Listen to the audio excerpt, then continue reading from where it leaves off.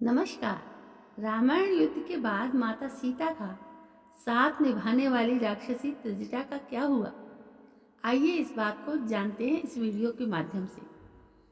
रामायण में कई ऐसे किरदार थे जिनकी भूमिका महत्वपूर्ण थी, लेकिन उनके बारे में लोगों को कम ही पता है। उन्हीं में से एक है राक्षसी त्रिजटा, जिसने रावण के खिलाफ जाकर माता सीता का साथ निभाया था। लेकिन त्रिजटा का युद्ध के बाद क्या हुआ, ये एक सोचने वाली बात है। त्रिजटा साधारण रामायण की वो किरदार है जिसके बारे में लोगों को कम ही जानकारी है, लेकिन राक्षसी होने के बावजूद त्रिजटा की माता सीता और भगवान राम के जीवन में एक अहम भूमिका थी। त्रिजटा रावण की सेना में एक प्रमुख राक्षसी थी और लंका में देवी सीता की देखभाल के लिए नियुक्त हुई थी।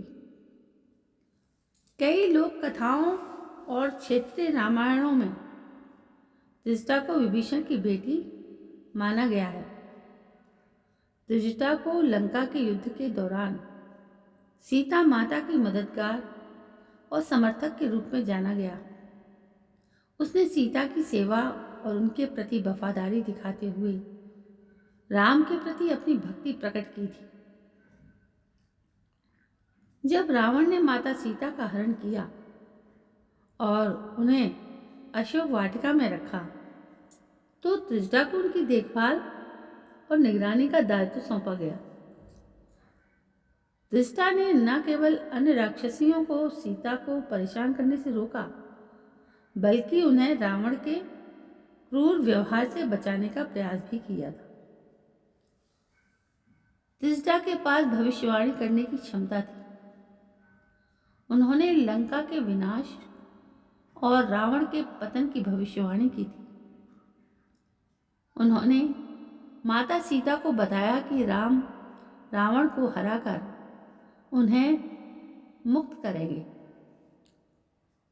त्रिजटा ने अन्य राक्षसियों को अपने एक स्वप्न के बारे में बताया, जिसमें भगवान राम की जीत और रावण की पराजय का स्पष्ट चित्रण था। त्रिजटा ने अपने इस स्वप्न के आधार पर रावण को भी समझाने का प्रयास किया था और उसे माता सीता को लौटाने को कहा था, लेकिन रावण अपनी जिद पर अड़ा रहा। रावण की मृत्यु के बाद विभीषण लंका का राजा बना और त्रिजटा विभीषण के राज दरबार में सम्मानित स्थान पर रही। विभीषण की धार्मिकता और राम भक्ति के कारण त्रिजटा का जीवन सुखद और शांतिपूर्ण रहा। त्रिजटा पहले ही भगवान राम की दिव्यता और उनकी विजय का पूर्वाभास कर चुकी थी। इसलिए मान्यता है कि वो संभवतः लंका में राम की भक्ति और धर्म का प्रचार प्रसार करने में सक्रिय रही हो। माता सीता ने त्रिजटा का गहरा स्नेह था। उनकी धर्म निष्ठा और सीता के प्रति उनकी निष्ठा के कारण उन्हें राम और सीता के आशीर्वाद प्राप्त हुए। हालांकि वाल्मीकि रामायण या तुलसीदास कृत रामचरितमानस में त्रिजटा के युद्ध के बाद के जीवन का स्पष्ट उल्लेख नहीं है, लेकिन अन्य संस्करणों में कहा गया है कि त्रिजटा ने लंका छोड़कर तपस्या का मार्ग अपना लिया था। तो दोस्तों, ये थी राक्षसी त्रिजटा के बारे में छोटी सी जानकारी, जो आपको पता भी होगी, लेकिन एक बार फिर से आप इस बात को सुन लें।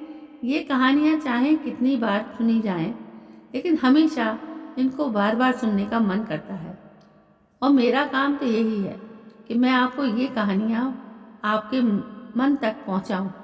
दोस्तों, यदि ये कहानी पसंद आई हो तो प्लीज़ मेरे इस चैनल को सब्सक्राइब करना ना भूलें, जिसका नाम है स्टोरीज। कल मैं फिर हाजिर होती हूँ, तब तक के लिए जय हिंद, वंदे मातरम।